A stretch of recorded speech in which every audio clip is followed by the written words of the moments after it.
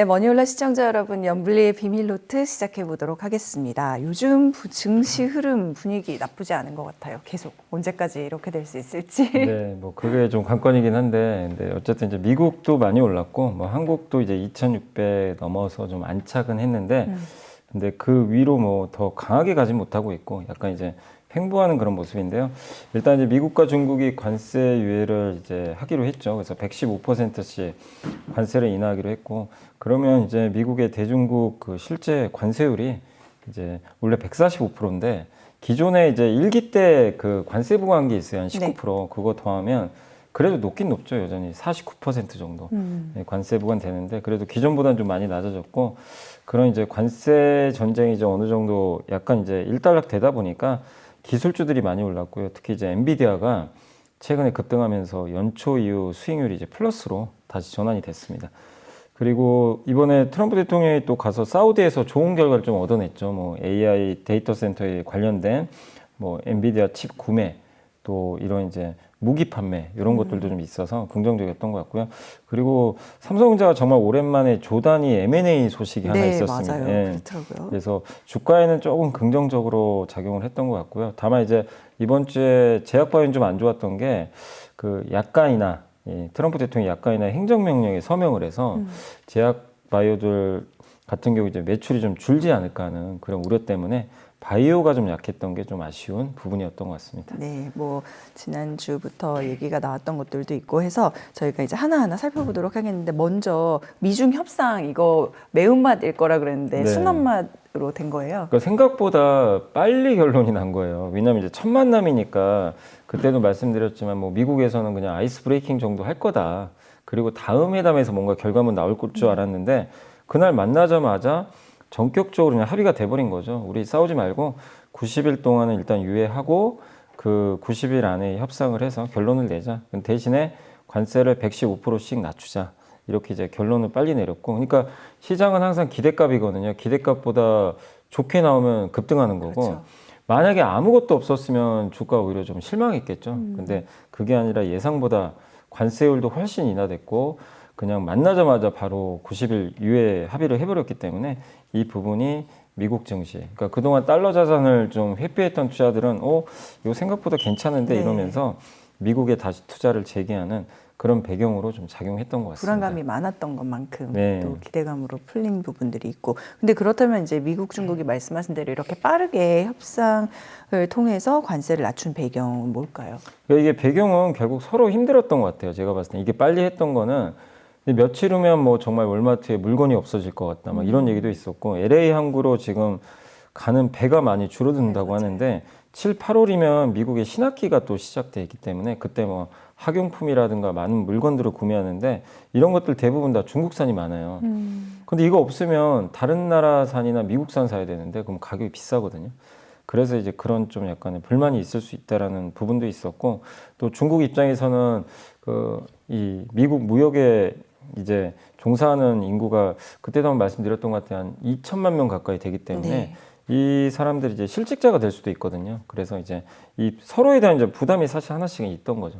그래서 일단 이게 결론이 난 건 아닙니다. 예, 뭐 관세 협상이 돼가지고 이제 우리 이렇게 관세를 매기자 이거는 아니고 그러기 전에 일단 90일 동안만 조금 수위를 낮추고 협상을 하자 이런 식의 이제 그 접근 방법이 나왔다라고 좀 보시면 되겠고 다만 그 관세율은 어쨌든 10% 이하로는 아마 절대로 내려가지는 않을 것 같고 그 이상에서 이제 어느 정도 선에서 결정될지는 좀 지켜봐야 되겠고 적어도 저번에 이제 발표했던 그 145% 요거는 이제 더 이상 그 이상으로 가지는 않아요. 네.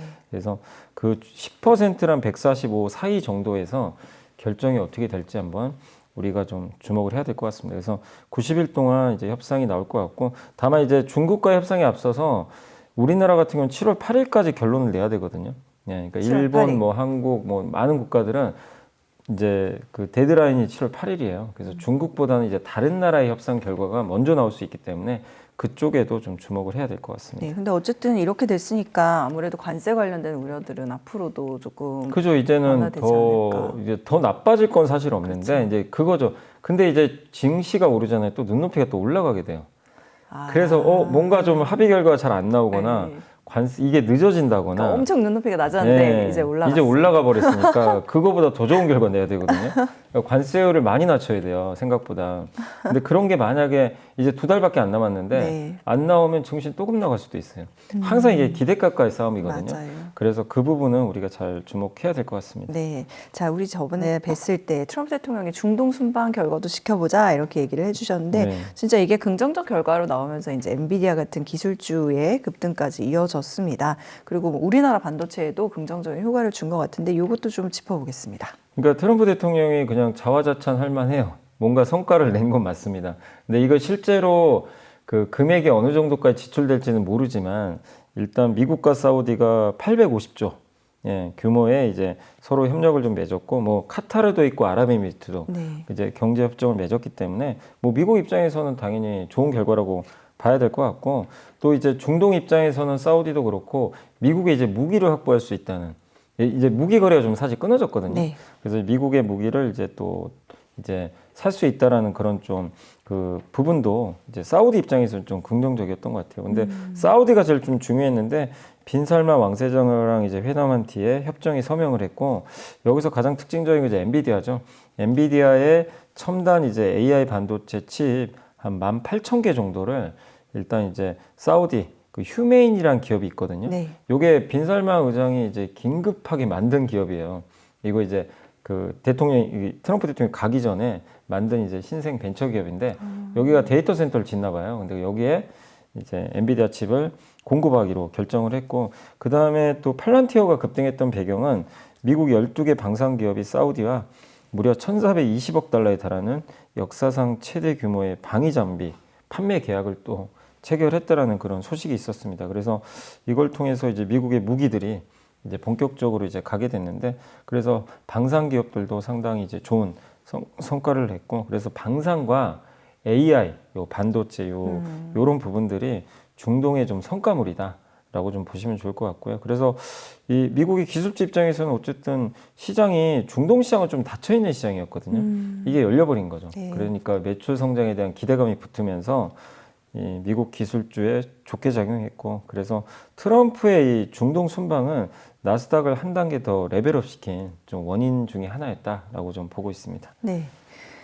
미국에서는 또 이제 4월 소비자 물가 지수가 발표가 됐고 그런데 2021년 2월 이후에 가장 낮은 상승률이다. 지금 이렇게 얘기가 나와서 이것도 좀 해석해 보겠습니다. 네, 그러니까 미국의 소비자 물가도 그렇고요. 그 생산자 물가도 낮게 나왔어요. 지금 그러니까 관세 때문에 높게 나올 줄 알았는데 이제 실상은 아닌 거죠. 근데 왜냐하면 아직까지는 본격적으로 이 관세에 따른 물가 상승을 기업들이 전가시킨 건 아니거든요. 그러니까 몇 달은 걸려요. 그래서 아직은 좀 안심하기 어렵지만 어쨌든 나오는 내용 자체는 괜찮습니다. 소비자 물가 상승률이 2.3%로 예상을 하회했고 근데 지금 유가가 많이 떨어져 있잖아요. 그러니까 유가가 좀 큰 역할을 한 것 같아요. 물가 낮추는데. 다만 유가가 더 이상 빠지지 않는 가운데 월마트가 그 얘기를 했거든요. CEO가 그 지난 이제 목요일 날 뭐라고 했냐면 가격 안 올릴 수가 없을 것 같다. 왜냐하면 그 관세 인하 했는데도 가격 이미 그 수입된 물건들이 또 있기 때문에 그리고 관세 기본적으로 아무리 못해도 10% 이상 부과됐잖아요. 그래서 올린다. 그러면 이 얘기는 뭐냐면 이제 물가가 올라간다는 얘기거든요. 네. 소비자한테 넘긴다는 얘기예요. 10% 정도를. 그러면 월마트가 올리면 그게 미국의 표준이 돼요. 예, 그럼 다른 소매 기업도 따라갈 가능성이 그렇죠. 굉장히 높아요. 그래서 지금 4월에 물가 떨어졌다고 이거 안심할 수는 없다. 이렇게 보시면 좀 좋을 것 같고 그리고 어쨌든 이제 트럼프 대통령이 자꾸 얘기하죠. 그 파웰 의장한테 이렇게 물가 낮은데 왜 금리 안 낮추고 지금 뭐 하는 거냐 맹비난을 하는데 파웰 의장이 또 뭐라고 했냐면 5년에 한 번씩 그 연준도 그걸 하거든요. 그 통화정책 방향에 대해서 프레임워크라고 방향을 설정을 해요. 근데 뭐라고 했냐면 이건 좀 주식시장에 별로 안 좋은 내용인데 5년 전에는 물가가 낮을 때거든요. 그러니까 이제 물가를 올리는 정책을 좀 그때는 써야 됐던 거죠. 그러니까 막 돈도 풀고 이런 건데 지금은 이제 그때랑 바뀌었잖아요. 그래서 계속 공급 충격이 나올 것 같다. 공급 충격이 뭐죠? 공급이 부족하면 물가가 튄다는 얘기예요. 이 관세도 마찬가지잖아요. 공급을 막아버리는 거죠. 어떻게 보면 수익 같은 걸. 그렇기 때문에 그런 거에 대비해서 좀 조절을 해야 된다. 네. 이 얘기는 옛날처럼 아주 낮은 금리로 가기가 좀 어렵다고 얘기한 걸 돌려 말한 거거든요. 그래서 금리 인하가 그 발언에 의하면 또 쉽지는 않은 것 같아요. 생각보다 그렇게 네. 빨리 되긴 어려워서 어쨌든 물가 낮은 거에 여러분들이 이제 낮아졌으니까 괜찮다가 아니라 향후에 다가올 물가 상승도 몇 달, 그러니까 한 2, 3개월은 더 봐야 되는데 물가 상승이 예상보다 높아질 수 있는 부분도 우리가 고민을 할 필요는 있는 것 같습니다. 물가 상승이 예상보다 높아질 수 있는 부분도 고민을 예. 할 필요가 있다. 알겠습니다.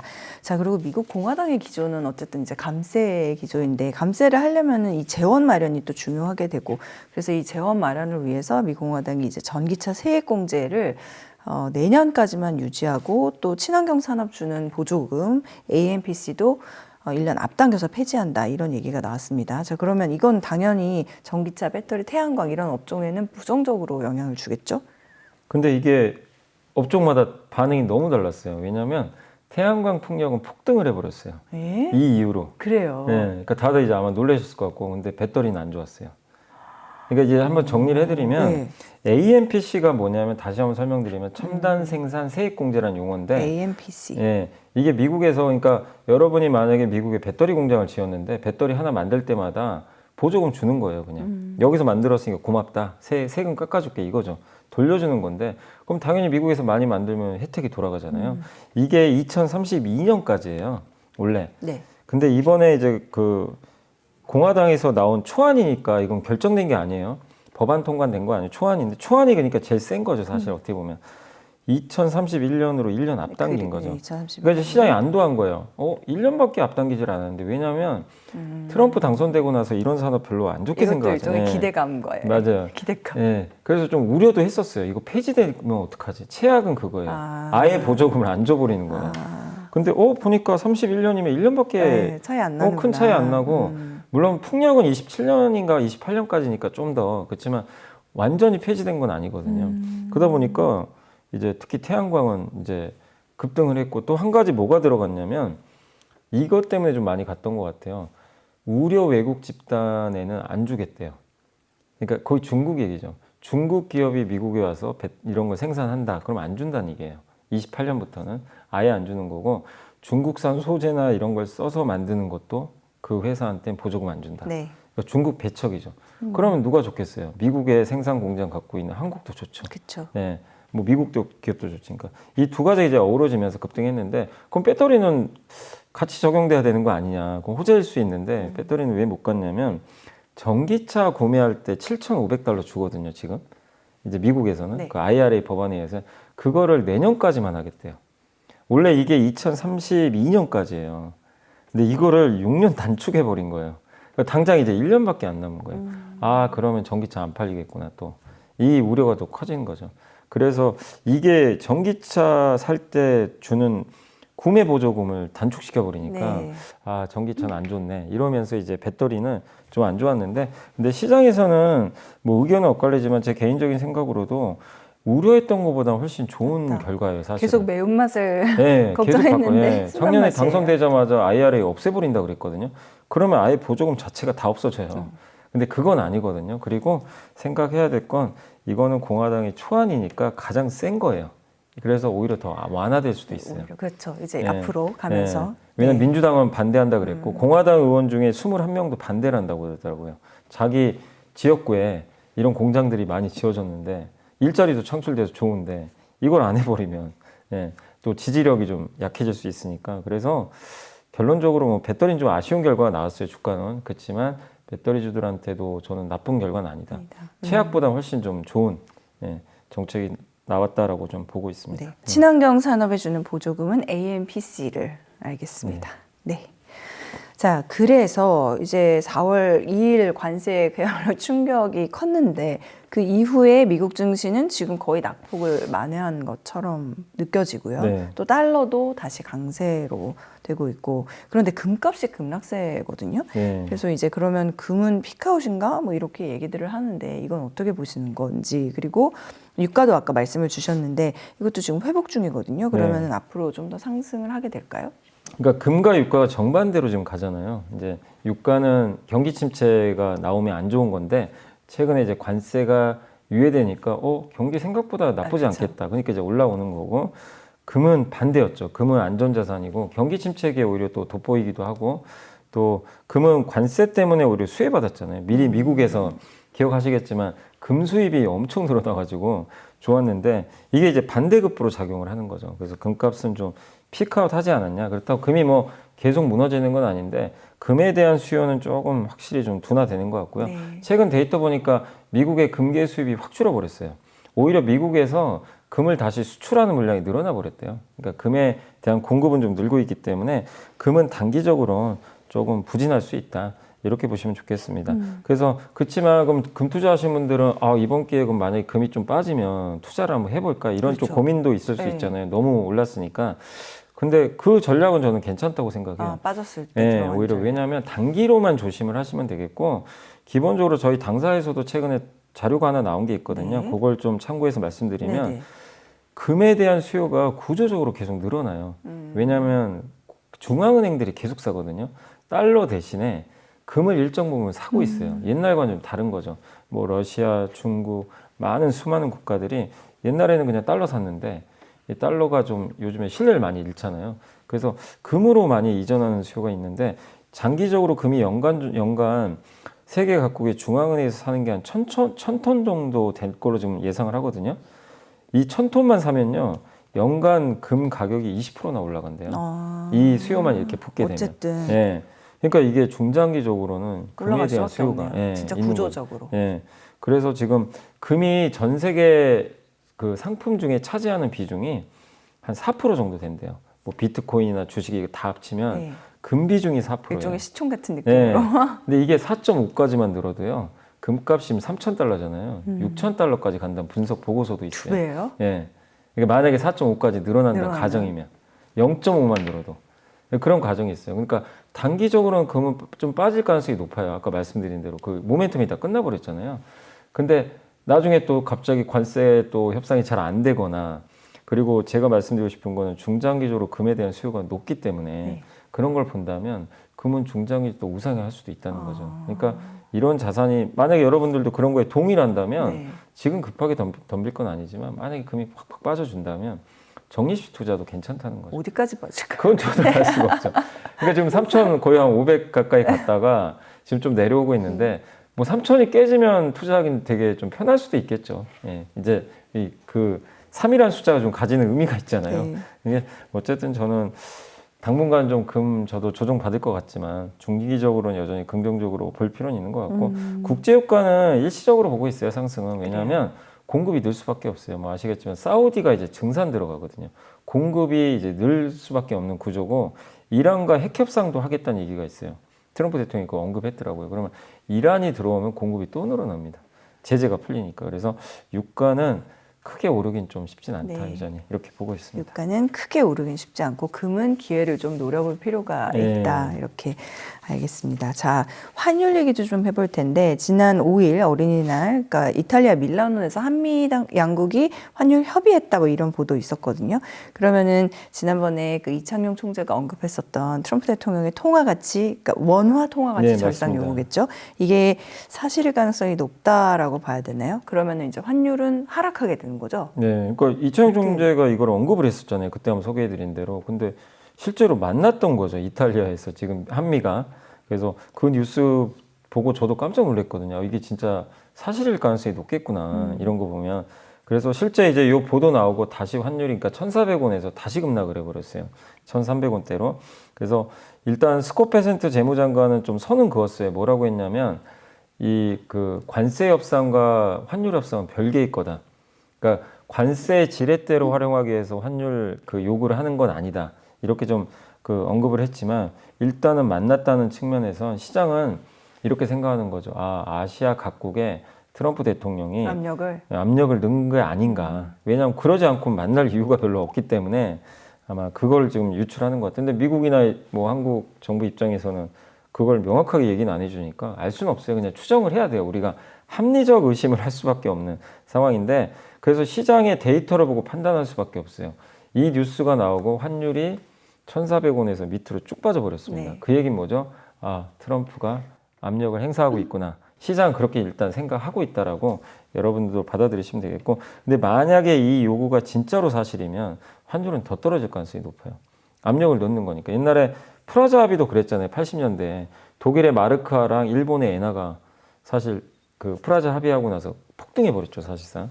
그런 일이 발생했기 때문에 만약에 트럼프가 우리나라 뭐 대만 이런 국가들의 원화 절상이나 각국의 통화 가치를 올리기를 요구했다면 예, 구조적으로 환율이 좀 내려갈 가능성이 좀 높은 상황이고, 그렇게 되면 1,300원 초반까지도 갈 수도 있어요. 근데 아직은 명확하지 않기 때문에, 그래서 적어도 이런 뉴스가 나왔다는 건 이제 1,400원 이상으로 가기보단 환율이 조금 밑으로 좀 꺾일 가능성은 높겠구나. 그 환율이 꺾이면 어쨌든 우리나라 원화 자산 가치가 올라갑니다, 덩달아. 그래서 주식과 부동산에 좀 긍정적일 수 네. 있는 부분이라고 생각하고 있습니다. 아까 그 플라자 합의 이후에 엔화나 이제 그 마르크가 폭등했다고 하신 거는 네. 그러니까 환율은 내려갔겠죠. 그죠, 그쪽도. 환율은 내려간 거고 그쪽에 그쪽의 그 통화 가치가 네, 올라갔다는 굉장히 말씀이신 많이 거죠. 올라갔습니다. 네, 알겠습니다. 자, 그러면 이번 주 외국인 또 기관 개인들 매수 종목과 상승한 업종 정리해 보도록 하겠습니다.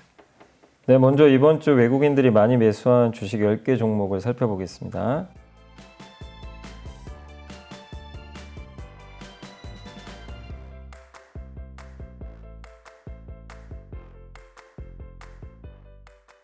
이번에는 기관들이 이번 주에 많이 담은 10개 종목을 알아보겠습니다.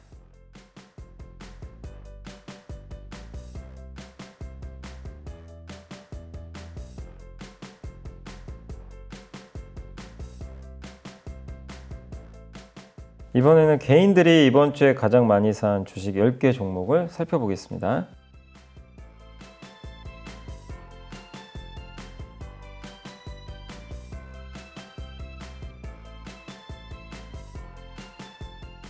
이번에는 이번 주 상승한 10개 업종을 살펴보겠습니다.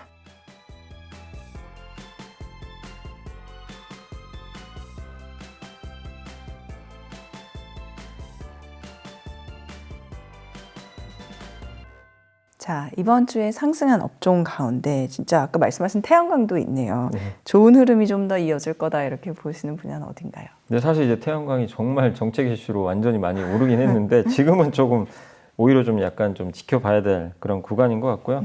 사실 이제 항공주도 이제 지난번에 말씀드려도 좋았는데 원화값이 조금 더 만약에 떨어진다면 더 오를 수도 있는데, 다만 항공주도 이번에 그 한질칼 M&A 이슈가 좀 터져가지고 약간 좀 그런 부분이 왜곡돼 있기 때문에 그냥 조금 지켜보시는 게 좋겠고, 그래서 제 개인적으로는 좀 올랐던 섹터 중에서는 일단 이번 주에도 증권주가 좋았는데, 증권주는 계속해서 지금 뭐 상법 개정 이슈도 있고 하니까 계속 좋은 흐름 좀 나오지 않을까 이렇게 보고 있고, 그 다음에 오랜만에 카지노 업종이 좀 좋았어요. 지금 외국인 관광객이 좀 최근에 한국에 많이 들어오는데 이게 일시적인 건 아니고 중국인도 많이 들어올 수 있어서 더 좋지 않을까 이렇게 보고 있고, 그 다음에 전선업종 오랜만에 좀 좋았거든요. 네. 4% 이상 좀 올랐는데, 이 전선업종도 어쨌든 그 AI 데이터 센터에 필요한 그 전력망의 핵심적인 부분이니까 전선주들도 한번 계속 주목하시면 좋겠습니다. 그래서 증권, 카지노, 전선주들 한번 좀 계속 지켜보시면 좋겠습니다. 네, 증권, 카지노, 전선주들 알겠습니다. 자, 그러면 염이사님께서 선정한 이번 주에 보고서 보고 마무리 짓고 또 궁금한 점은 내일로 미뤄두겠습니다. 네, 그 KB증권의 김동원, 김세환, 유중호 연구원님이 이제 SMR, 이게 원전이죠, 소형 모듈 원자로 AI 시대의 심장이다라는 이제 제목의 보고서 썼는데, 요즘에 그 원자력 발전도 요즘에 분위기가 좋죠. 예, 굉장히 좋은 편인데 SMR은 이제 지금 없는 거죠, 사실상. 근데 대형 원전이 아니라 소형 원전이고, 이 1기당 30에서 300메가와트 정도 전기인데 1기가와트 만드는 게 대형 원전이 1기가와트거든요. 그러니까 300메가와트 정도니까 한 30% 정도 이런 이제 전기를 생산한다라고 보시면 좋겠고, 이게 그냥 이 크기로 보면 가장 이해하기 쉬운 게 여의도 면적의 50분의 1이 SMR이라고 생각하시면 돼요. 근데 여의도 100개가 대형 원전이에요. 그러니까 얼마나 크기 차이가 좀 이게 큰지 여러분들이 좀 명확하게 아실 것 같고, 그만큼 만들기가 좀 수월하죠. 건설 기간 짧아요. 네. 공장에서 모듈로 만들어서 찍어서 이제 거기서 조립만 하면 된다고 합니다. 그래서 초기 투자 비용도 좀 적고, 그리고 원전 이게 사고 날 때 제일 위험한 게, 이게 원자로에 문제가 생겨서 이게 터지게 되면 그 냉각을 해야 되는데, 근데 사람이 다 또 들어가야 되잖아요. 대형 원전 같은 위험이 되게 큰데 이건 자동으로 사람이 개입 없이 다 차단시켜준다고 합니다. 그래서 상대적으로 좀 안전하고, 근데 이제 상용화까지는 좀 시간이 걸려요. 그래서 이제 대부분 2030년까지 상용화 예정인데 다만 이제 올해부터 본격적으로 건설에 들어가요. 네. 특히 미국 같은 데서. 그래서 뭐 캐나다도 그렇고 지금 미국도 올해부터 이제 본격 건설에 들어가서 아마 가동은 2030년에 가동하는 걸로 지금 알려져 있습니다. 근데 이걸 이제 주목하실 필요가 있는 게 우리나라 기업들이 여기 다 관련이 돼 있어요. 그래서 이제 뭐 테라파워라는 빌 게이츠가 설립한 테라파워도 있고 이 그 엑스에너지라는 기업은 이제 한국의 DLENC라는 이제 건설사가 지분 투자 좀 해놓고 두산 에너빌리티는 뉴스케일 파워라는 이제 SMR 기업이 있거든요. 여기랑 이제 같이 협력을 하고요.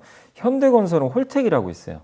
이 홀텍이라는 기업과 같이 협력을 해서 올해 말에 이제 미국에서 착공이 들어간다고 합니다. 그래서 한국 기업들이 어쨌든 이 SMR에서는 굉장히 밸류체인에서 중요한 특히 이제 건설사들이 많은데 여기서 시공 역할을 하고 있기 때문에 긍정적이고요. 이게 미국과 뭐 캐나다만 있는 게 아니라 최근에 덴마크도 40년 동안 원전을 거의 안 했거든요. 근데 갑자기 덴마크에서 뉴스가 나온 걸 보니까 40년 만에 처음으로 이 원전을 좀 고민 중에 있다. 근데 그 중에 SMR 도입을 좀 검토 중에 있다. 아마 이런 좀 그 보도도 있었던 것 같아요. 그래서 대형 원전도 있지만 한번 우리가 이제 올해부터는 SMR에 대해서도 좀 꾸준히 주목할 필요 있고 그래서 SMR 관련주로는 미국의 BWX 테크놀로지랑요. 네.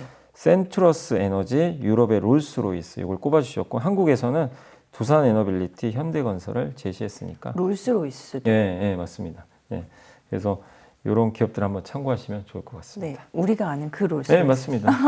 여기가 항공기 뭐 엔진 같은 것도 제가 만드는 걸로 알고 있는데 원전 사업도 하고 있는 것 같더라고요. 네, 이렇게 해서 토요일 순서 맞춰보고 내일도 아까 이사님께서 말씀 주셨던 삼성전자 또 바이오 주가의 부진함 등등 관련해서 저희가 또 알찬 정보로 찾아오도록 하겠습니다. 고맙습니다. 이사님 감사합니다. 갑자기 삼성전자 이제 오랜만에 M&A를 했는데 많은 분들이 M&A를 원하고 있었는데 이제 드디어 조단위 계약이 맺었고 옛날에 하만이란 전장기업 인수하고 정말 오랜만에 대형 이제 M&A입니다. 네. 근데 왜 반도체를 안 하고 왜 공조회사를 했을까?